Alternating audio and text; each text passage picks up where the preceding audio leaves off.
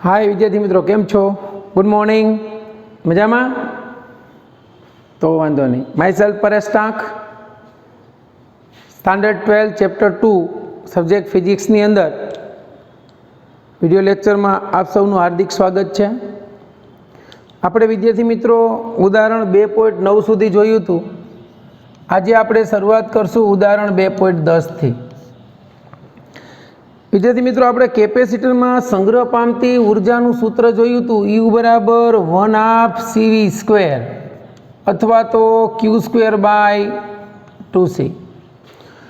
ઉદાહરણ 2.10 માં આપણને એમ કહે છે કે એક 900 પાઇકો ફેરાડેના કેપેસિટરને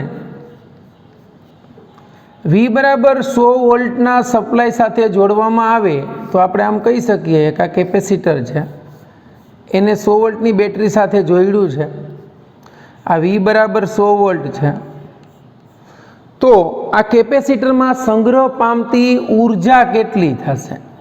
તો ઊર્જાનું સૂત્ર મિત્રો આપણને ખબર છે, U બરાબર 1/2 CV² is equal two 1/2 C એટલે 900 પાઇકો ફેરાડે ઇન્ટુ વોલ્ટ એટલે 10⁴। તો અહીંયા UE લખો તો ચાલશે, 450 એટલે કે 450 એને ગુણ્યા અહીંયા પાઇકો છે સોરી એટલે 10⁻12 તો 10⁻8 જૂલ। તો આ ઊર્જા મિત્રો તમે ગણો તો U is equal two 4.5 into 10⁻6 joule. એટલી ઊર્જા કેપેસિટરની અંદર સંગ્રહ પામે, રાઈટ। હવે આપણને બીજા પાર્ટમાં શું કીધું છે કે હવે જો આ કેપેસિટરને તેના જેવા જ વિદ્યુતભાર વિહીન કેપેસિટર સાથે આ જોડાણ દૂર કરીને જોડવામાં આવે તો શું થશે? તો એમ કીધું છે કે તો તંત્રની ઊર્જા ગણો, બરાબર છે। તો આની તમારે ફિગર ડ્રો કરવી તો આમ દોરી શકો કે આ કેપેસિટર છે પહેલું, આ એના જેવું જ બીજું કેપેસિટર છે, એની સાથે જોડ્યું છે, તો શું થશે? તો કે બંને બાજુ વિદ્યુતભારની વહેંચણી સરખી થઈ જશે સમાંતર કે પ્લેટની અંદર, એટલે -Q/2 મિત્રો વિદ્યુતભાર અડધો થઈ ગયો। તો હવે તંત્રની ઊર્જા તમે ગણો તો આ કેપેસિટર તમારું C1 થઈ ગયું, આ કેપેસિટર C2 થઈ ગયું। તો તમારે બંનેની ઊર્જાના સરળ જેટલી કુલ ઊર્જા થાય તો અહીં તંત્રની કુલ ઊર્જા U બરાબર પહેલા કેપેસિટરની ઊર્જા પ્લસ બીજા કેપેસિટરની ઊર્જા થશે। તો અહીંયા U ઇઝ ઇક્વલ ટુ આપણે આ સૂત્ર મુજબ લઈએ Q²/2C પ્લસ Q²/2C। તો અહીંયા તમે જુઓ તો ખરેખર આ અને આપણે Q ડેશ કહી શકાય કે Q dash is equal two કેટલું થઈ જશે? Q/2 થશે, બરાબર છે। તો હવે તમે ઊર્જા ગણો તો U is equal two Q/2 એટલે અહીંયા સ્ક્વેર અહીંયા શું થશે 4 into 2C plus Q² 4 into 2C। તો U ઇઝ ઇક્વલ ટુ અહીંયા 2Q² એના છેદમાં 8C is equal two Q² એના છેદમાં 4C। તો U ઇઝ ઇક્વલ ટુ વિદ્યાર્થી મિત્રો ખરેખર 1/2 ઇન્ટુ Q²/2C મળ્યું આપણને, તો ઇઝ ઇક્વલ ટુ 1/2 ઇન્ટુ આ U થઈ, તો આ નવી ઊર્જા U ડેશ થઈ ગઈ એવું ગણી શકો। તો U dash is equal two ખરેખર U/2 થાય, U/2 એટલે કે 4.5 ઇન્ટુ 10⁻6/2 એટલે નવી ઊર્જા તંત્રની 2.25 ઇન્ટુ 10⁻6 જૂલ થાય, બરાબર છે વિદ્યાર્થી મિત્રો। તો એટલી ઊર્જા કેપેસિટરની અંદર સંગ્રહ પામે। હવે તમને આમાં એમ કહે કે આ તંત્રની ઊર્જા થઈ, બરાબર। તો તંત્રની ઊર્જા અડધી થઈ ગઈ, જુઓ કેટલી 4.5 માઇક્રોજૂલ હતી એમાંથી 2.25 માઇક્રોજૂલ થઈ ગઈ। તો આપણને એમ થાય કે અડધી ઊર્જા ગઈ ક્યાં? તો અડધી ઊર્જા જે છે વિદ્યુત ચુંબકીય વિકિરણ ઊર્જા સ્વરૂપે વ્યય પામી। હજુ વિદ્યાર્થી મિત્રો આવી જ થિયરીની અંદર તમને એમ પૂછે કે દરેક કેપેસિટરની ઊર્જા કેટલી? દરેક કેપેસિટરની ઊર્જા કેટલી? તો દરેક કેપેસિટરની ઊર્જા જે છે એ મૂળ ઊર્જા કરતાં U/4 થાય, આ સમજી લેવાનું, બરાબર છે। આવો જ દાખલો તમારે સ્વાધ્યાયની અંદર 2.11 છે, સેમ ટુ સેમ દાખલો છે, કંઈ ફરક નથી. એમાં એવું કીધું છે, એ તમારે જાતે ગણવાનો છે. એમાં તમને અહીંયા જે કેપેસિટન્સ જે છે 600 પાઇકો ફેરાડે આપ્યું છે, બરાબર, અને વોલ્ટેજ તમને 200 વોલ્ટ આપ્યા છે. પછી આ જ કેપેસિટરને એના જેવા સમાંતર પ્લેટ કેપેસિટર સાથે જોડ્યા પછી એમ કીધું છે કે કેટલી ઉર્જા વ્યય પામે, કેટલી ઉર્જા વ્યય પામે. તો જવાબ મિત્રો આ જ આવશે. કેમ? તો કે એની ઉર્જા તંત્રની એટલી વધશે. હતી કેટલી? તો કે એટલી હતી, એટલી થઈ, મતલબ ઉર્જા કેટલી? તો કે U/2 જેટલી ઉર્જા વ્યય પામશે. એટલે 2.11 નો આન્સર જે છે એ આ જ આવશે, પણ માત્ર આંકડા બદલી જશે. ક્લિયર વિદ્યાર્થી મિત્રો? તો તમે એટલું નોટ કરી લ્યો, પછી આપણે આગળ વધીએ.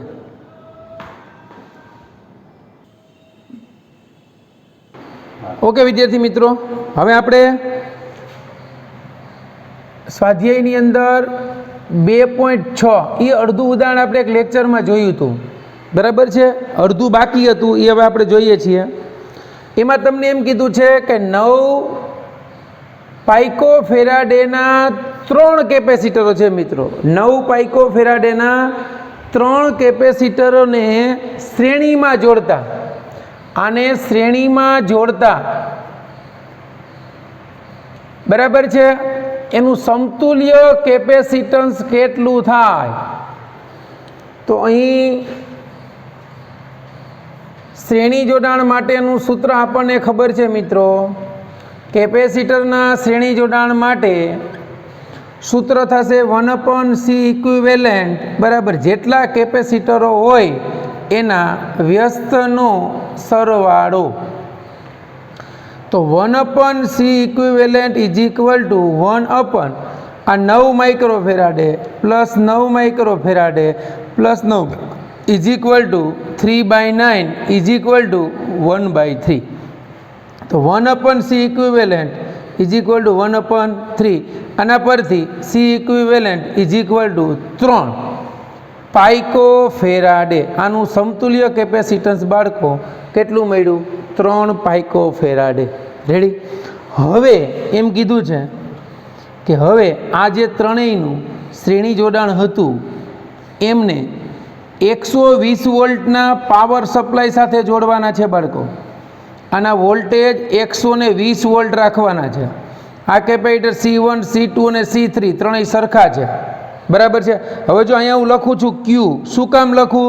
આપણે આગળ દાખલો ભણી ગયા છીએ કે શ્રેણી જોડાણમાં વિદ્યુતભાર કેવો રહે? સમાન. રેડી? તો હવે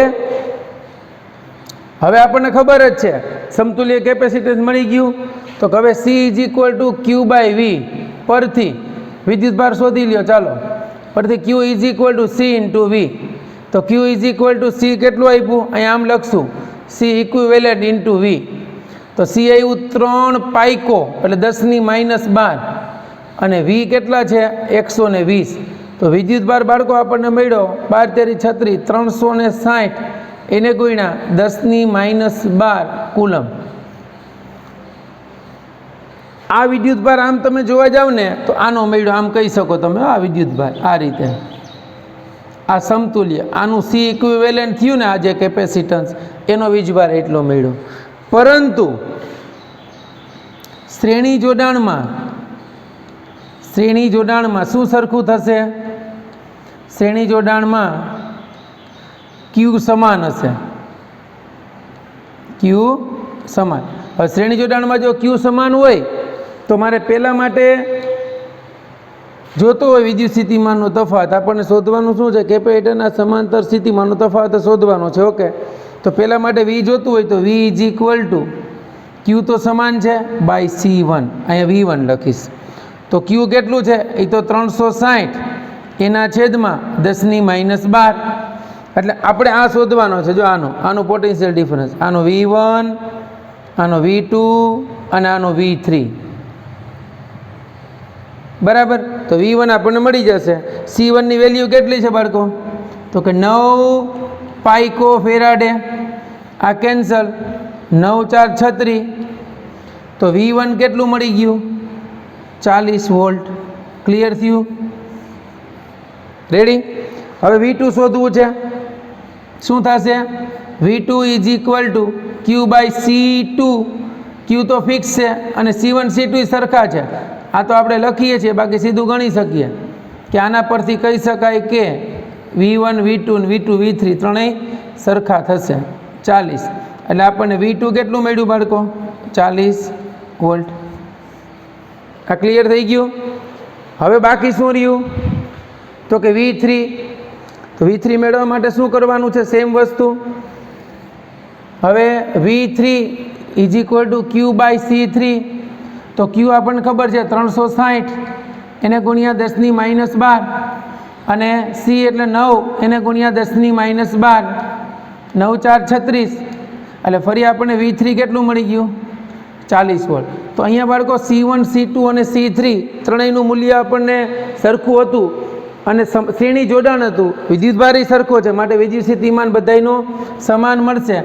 અહીંયા V1 બરાબર V2 બરાબર V3 થશે. કેટલું થશે? તો કે 40 વોલ્ટ થશે. શું કામ? તો કે Q ને C બે સમાન છે એટલે. તો હવે તાળો મેળવવો હોય તો હવે પરિણામી વિદ્યુત સ્થિતિમાન અથવા તો પરિણામી V ગણવો હોય તો પરિણામી V બરાબર V1 plus V2 plus V3 કરો તો તાળો મળી જવો જોઈએ અને એ વિદ્યુત સ્થિતિમાન જેટલું હતું એટલું આવી જવું જોઈએ. તો આવી ગયું. 40 40 40 કેટલા થઈ ગયા? 120 વોલ્ટ. ઓકે વિદ્યાર્થી મિત્રો, આના જેવું જ સેમ ઉદાહરણ છે, માત્ર કેપેસિટરનું મૂલ્ય અલગ આપ્યું છે. એ ઉદાહરણ છે 2 અને પછીનું 7. એ આપણે હવે ગણીએ. ચાલો.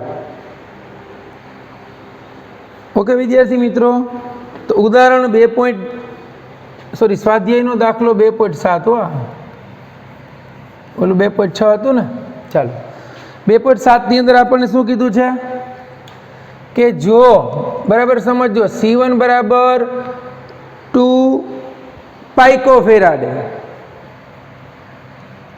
C2 બરાબર 3 પાઇકોફેરાડે એન્ડ C3 બરાબર 4 પાઇકોફેરાડે હોય તો આનું પહેલું કીધું આપણને કે આનું સમતુલ્ય કેપેસિટન્સ કેટલું? ક્યારે? તો કે આપણને આ કીધું છે સમાંતર જોડાણમાં C ઇક્વિવેલેન્ટ કેટલું? ચાલો યાદ કરો સૂત્રો બાળકો. સમાંતર જોડાણની અંદર કેપેસિટન્સનું સૂત્ર C ઇક્વિવેલેન્ટ બરાબર સ્વતંત્ર કેપેસિટરના સરવાળા જેટલું થાય. તો C ઇક્વિવેલેન્ટ બરાબર 2 plus 3 plus 4 is equal two 9 પાઇકોફેરાડે. તો વિદ્યાર્થી મિત્રો આપણને C ઇક્વિવેલેન્ટ મળી ગયું 9 પાઇકોફેરાડે. આ ક્લિયર થયું?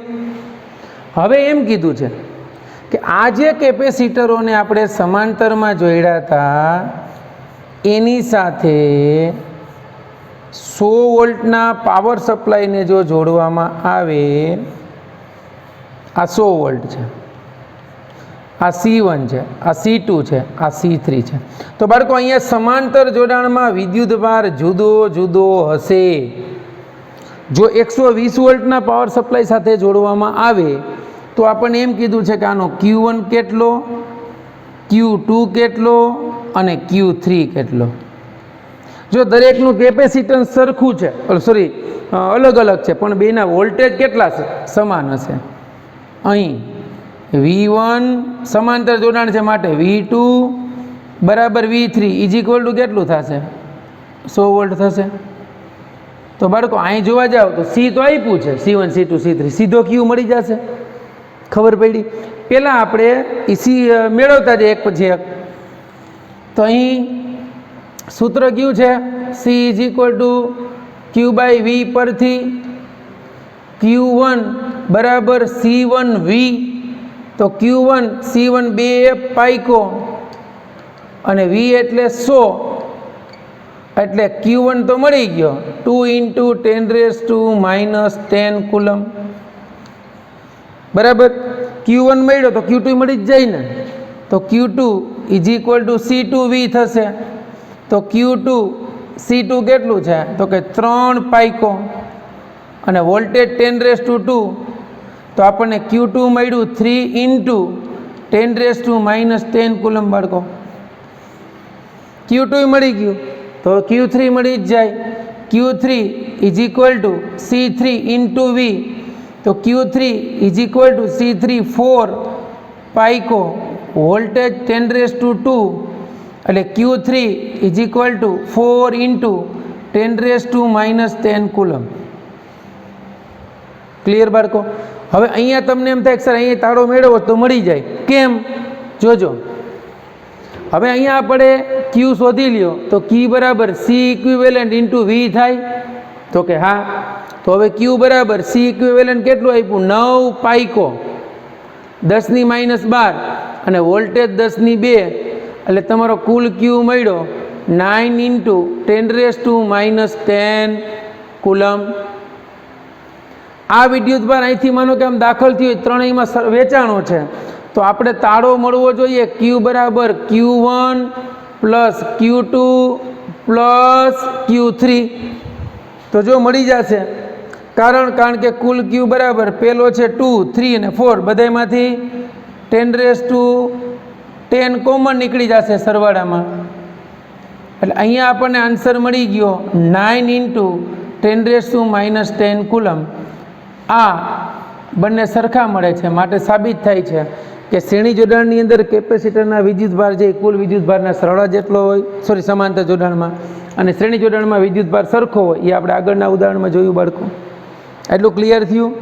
તો અહીંયા જે છે એ આપણા વધારાના દાખલા સુધીના બધા દાખલા જે છે એ અહીંયા પૂર્ણ થાય છે, બરાબર છે? તો અહીંયા આપણે આ ચેપ્ટર જે છે વિધિવત રીતે પૂરું જાહેર કરું છું, બરાબર? The end best of luck. Best of luck. આ ચેપ્ટર અહીંયા પૂર્ણ થયું.